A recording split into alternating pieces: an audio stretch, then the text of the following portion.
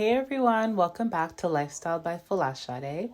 Today we will be making a high fiber, high protein rice. Please don't forget to subscribe and let's get started. For the ingredients, you will need 1 cup of rice, half a cup of split peas, half a cup of mung beans,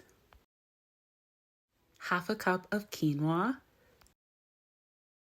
half a cup of mixed beans, half a cup of split chickpeas, and half a cup of lentils. Next, you are going to combine all the ingredients in a bowl. So for context, the reason I'm posting this high fiber and high protein rice and beans meal is because when I started my journey of trying to increase my fiber and protein intake, I knew that I love rice. I could eat rice for breakfast, lunch, and dinner. But unfortunately, it doesn't have as much fiber and protein that I need to sustain my body. It's also not very filling. So I was looking online for different recipes that I could try. So I came up with this mixture because it has the best texture, it's super filling, and you won't even miss eating plain rice. Eating high fiber foods like rice and beans provides many health benefits, especially for blood sugar control and fullness. Fiber slows down digestion, which helps prevent blood sugar spikes, improves insulin sensitivity, and provides steady energy throughout the day. It also helps you feel full longer, reducing overeating and supporting healthy weight management. In addition, fiber supports good digestion, feeds healthy gut bacteria, lowers cholesterol, and reduces the risk of heart disease.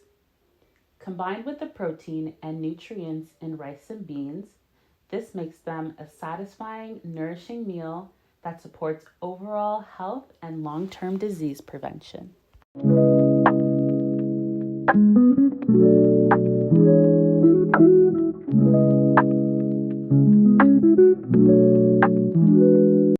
Please don't forget to subscribe to my channel. We are almost at 50 subscribers. Thank you all so much for your support, and I look forward to continuing along this journey.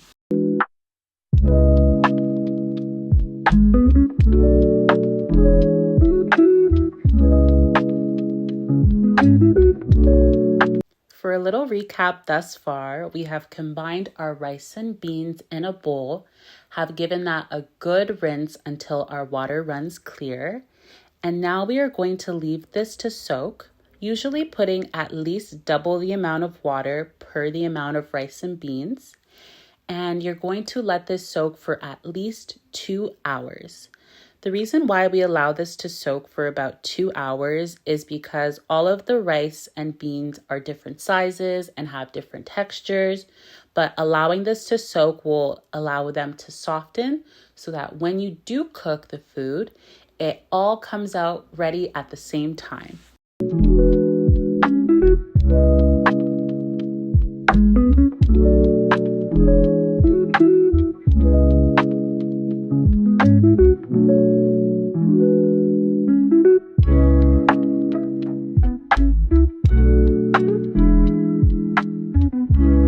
After soaking, we're going to give this a good rinse to ensure that we get all the starchy water out and prepare to start cooking our rice and beans. I would say go ahead and prepare a medium-sized pot after you've finished your rinsing.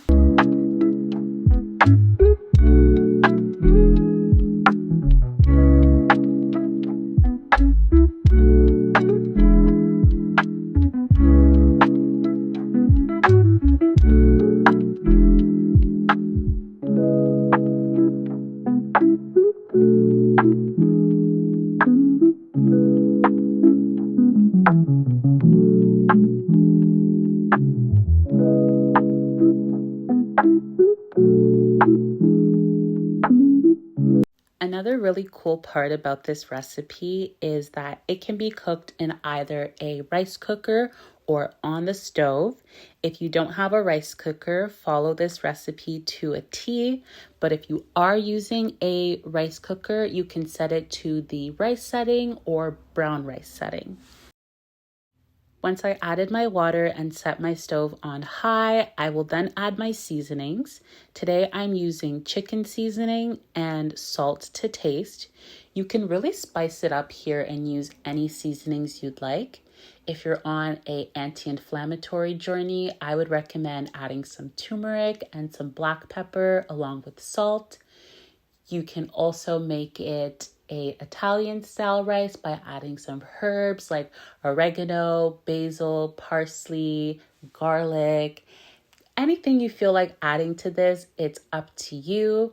But I usually prefer a chicken seasoning and salt to taste. And I'll give that a good mix to ensure that my seasonings are easily distributed and allow that to marinate all together. I'll cover it and I'll allow that to boil. When I say boil, you really want the food to boil on high, but make sure you're checking your stove frequently. Once the water has almost evaporated, you're going to want to turn the stove down to low. This will allow the food to steam the rest of the way and not burn. Make sure you watch your pot.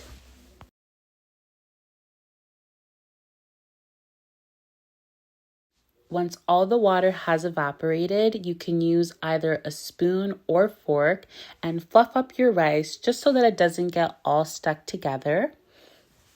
And as you'll see here, I'm giving it one more fluff just to separate the rice grains and the bean grains from one another. It is such a hearty blend and so delicious and filling. I can't wait to eat it. This pairs really well with any stew or soups, or you could even eat it plain. I'm salivating just looking at it.